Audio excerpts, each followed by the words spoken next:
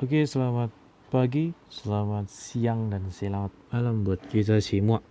Di sini akan saya menjelaskan tentang badan usaha milik negara ya. Jadi ini kita bahas tentang lembaganya, lembaga badan usaha milik negara. Oke, kita lihat di sini ada gedung Kementerian Badan Usaha Milik Negara, di mana Menteri BUMN itu sekarang dijabat oleh Bapak kita, Bapak Erick Thohir ya. Oke, sekarang kita masuk ke pengertiannya. Badan usaha merupakan kesatuan yuridis ya. Kalau dikatakan kesatuan yuridis adalah yang berbadan hukum, di mana badan usaha ini dilindungi oleh hukum. Segala kegiatannya berdasarkan hukum atau ada pelindungnya, itu negara atau hukum.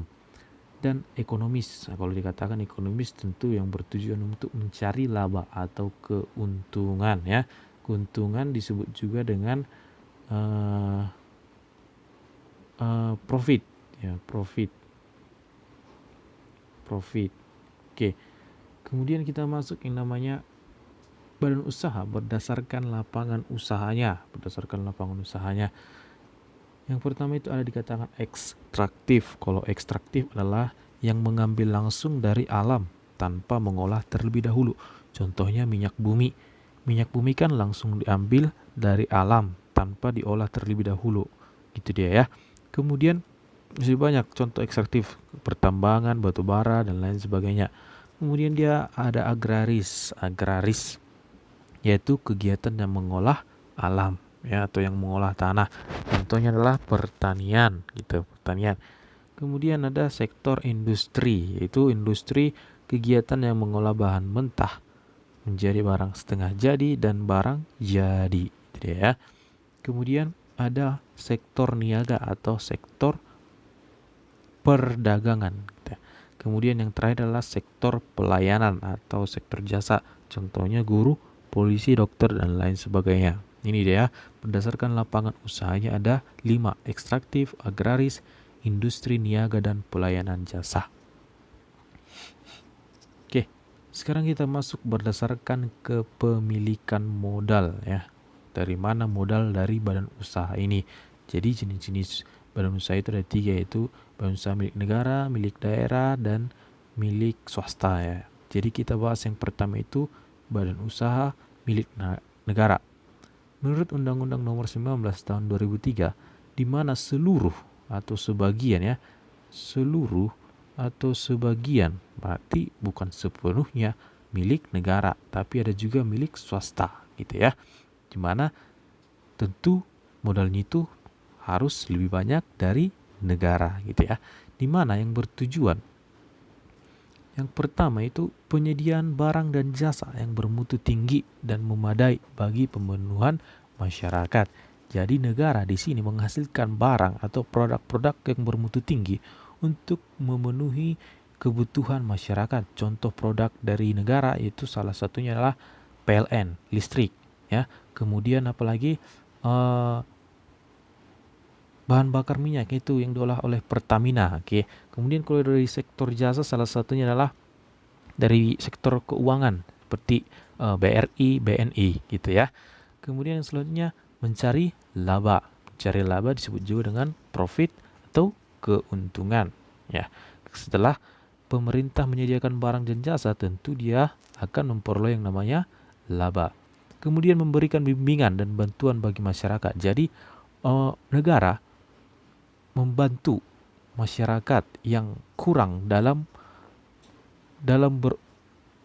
berwirausaha, contohnya dalam membimbing mereka. Jadi pemerintah akan turun ke lapangan membimbing mereka, UKM membimbing UKM usaha kecil dan menengah. Jadi pemerintah turun tangan bagaimana supaya UKM itu bisa berkembang. Itu adalah tujuan dari BUMN gitu dia.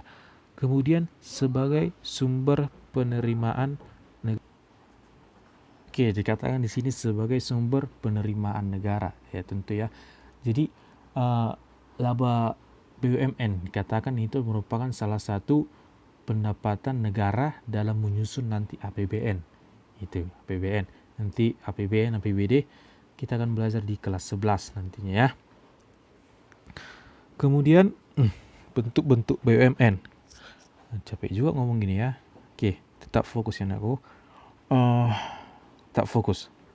Kita masuk ke bentuk-bentuk BUMN.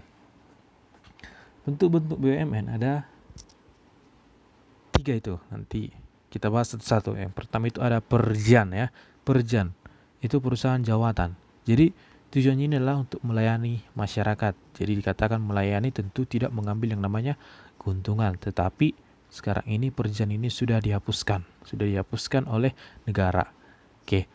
Kemudian yang selanjutnya ada dia Perum, perusahaan umum. Di mana modalnya ini seluruhnya berasal dari APBN, di mana APBN adalah anggaran pendapatan dan belanja negara.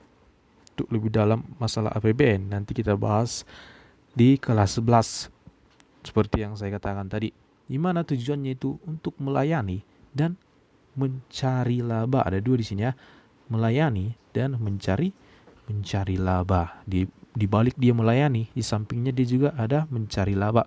Contohnya adalah Perum Damri ya.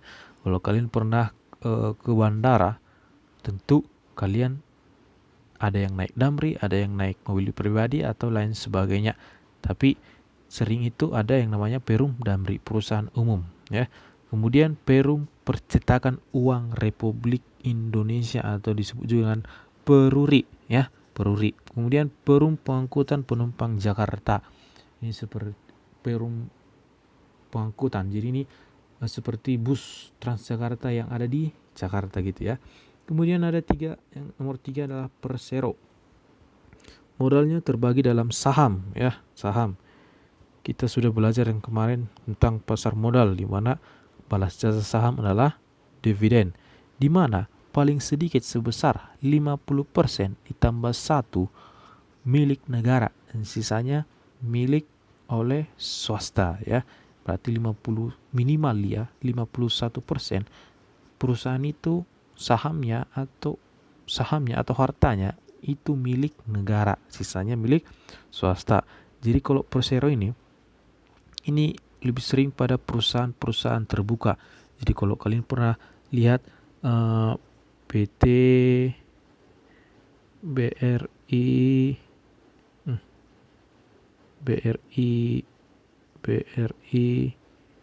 TBK, ada TBK-nya, itulah perusahaan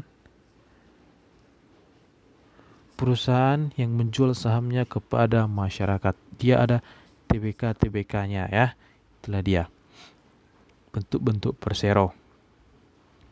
Kemudian kita masuk BUMD, Badan Usaha Milik Daerah, di mana modalnya berasal dari APBD, anggaran pendapatan dan belanja daerah. Kalau tadi BUMN modalnya berasal dari APBN, di mana bertujuan untuk melayani masyarakat dan memberi sumbangan pendapatan daerah.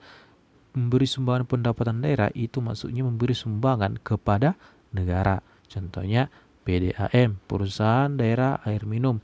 Kemudian bank daerah, kalau di Sumatera Utara ada yang namanya Bank Sumut. Kalau di Jawa Barat ada namanya Bank BJB ya. Kemudian dari objek wisata dan lain sebagainya ya. Kemudian ketiga, BUMS, Badan Usaha Milik Swasta, merupakan badan usaha yang seluruhnya berasal dari swasta atau masyarakat yang bertujuan untuk yang namanya mencari laba. Jadi mereka menghasilkan produk dan jasa, kemudian mereka menjualnya kepada masyarakat dan tentu sepenuhnya untuk mencari yang namanya laba. Itu untuk perusahaan. Kemudian untuk konsumen tentu mereka untuk memenuhi kebutuhannya. Iya, seperti itu dia ya. Oke, fokus ya, perhatikan lagi. Sekarang kita masuk jenis-jenis BUMS. Ini sering muncul ini pertanyaan ini, jenis-jenis BUMS. Yang pertama ada dia PO, bukan PAO ya, tapi PO, perusahaan perseorangan. Ciri-ciri umumnya. Pertama, pemilik dikatakan sebagai pemimpin perusahaan. Contoh, kalian mendirikan usaha tempe misalnya, usaha tempe. Besar kecilnya usaha itu, pemimpinnya tetap kalian gitu ya. Jadi kalian dikatakan sebagai pemilik, kalian juga dikatakan sebagai pemimpin perusahaannya. Itu dia. Kemudian tanggung jawabnya tidak terbatas. Maksudnya ketika usahamu tanggung jawab tidak terbatas, maksudnya harta perusahaan kalau mengalami kerugian, dia menutup kerugiannya, harta pribadinya juga harus diambil. Misalnya ketika perusahaan saya hancur, bangkrut, jadi saya banyak utang. Ketika saya jual perusahaan saya itu masih belum bisa terpenuhi atau tertutupi, maka harta pribadi saya akan ikut membayar dari utang saya. Itulah maksudnya tanggung jawab tidak terbatas ya. Kemudian keuntungan atau kerugian dimiliki oleh pemilik tentu ya. Ketika mengalami untung miliknya, ketika mengalami kerugian dia juga tanggung sendiri. Contohnya bengkel, salon dan lain-lain. Kemudian yang kedua ada firma atau FA. Nah, bukan piala FA ya, tapi firma.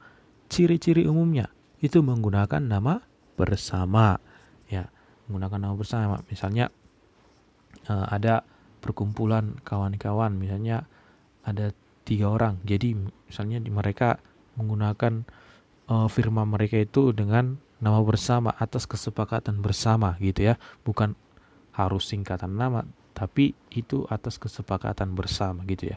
Kemudian tanggung jawab tidak terbatas seperti yang saya jelaskan tadi di perusahaan perseorangan. Kemudian modalnya terdiri dari 2 orang atau lebih ya. Tentu seperti yang poin pertama menggunakan nama bersama, tentu modalnya juga dari 2 orang atau lebih ya. Kemudian pembagian laba berdasarkan besarnya modal ya. Misalnya ada 3 orang, si A, B, C.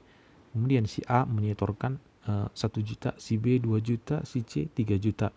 Jadi ketika mereka mengalami keuntungan selama jangka waktu tertentu, pembagian laba itu berdasarkan besarnya modal yang disetorkan oleh setiap orang. Itulah kalau firma. Contohnya firma Sumber Rezeki ya, masih banyak firma ini, tapi ini contoh aja saya ambil. Oke, sekarang kita masuk ke CV, Persekutuan Kommandator ya. Jadi kalau CV ini memiliki berbicara tentang sekutu ya. Ada sekutu aktif dan sekutu pasif. Kita lihat satu-satu. Kalau sekutu aktif, di mana dia ikut menanamkan modal. Begitu juga dengan sekutu pasif, dia ikut menanamkan modal. Kalau sekutu aktif, dia ikut mengatur dan mengelola perusahaan ya, usaha. Dia mengatur serta mengelola. Sementara kalau sekutu pasif, dia tidak ikut mengatur dan mengelola gitu ya.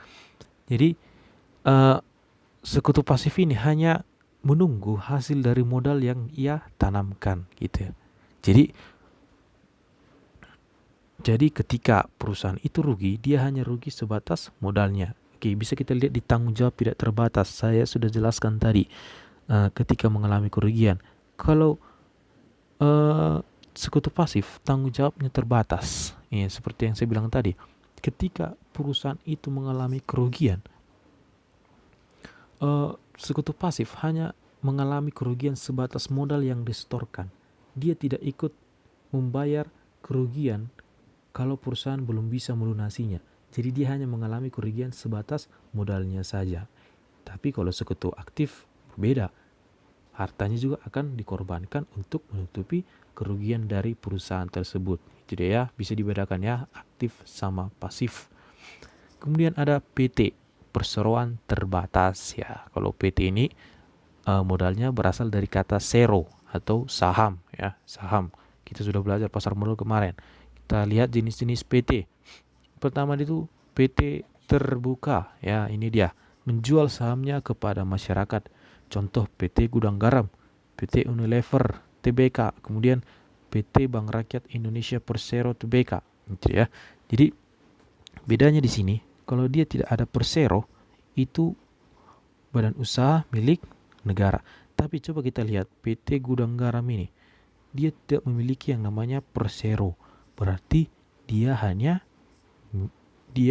perusahaan milik swasta ya, tapi dia menjual saham juga kepada orang lain gitu, siapa yang membeli sahamnya gitu. PT terbuka. Kemudian ada PT tertutup, menjual sahamnya pada orang-orang tertentu saja atau disebut juga perusahaan keluarga gitu ya. Contohnya Bakri Group, kemudian Lipo Group. Lipo Group ini yang paling dekat sama kita contohnya adalah Plaza Medan Fair ya. Jadi itu milik Lipo Group. Kemudian ada Palladium ya. Jadi ya. Kemudian ada PT Kosong. Jadi PT Kosong ini hanya tinggal namanya saja dan kegiatan usaha tidak ada lagi. Contohnya lah PT Airlines Indonesia ya. Kemudian ada contohnya lagi Macan Yohan. Kalau kalian pernah dengar Macan Yohan ya, setahu saya kalau Macan Yohan ini hanya tinggal nama, kalau kegiatan usaha itu tidak ada lagi gitu dia ya.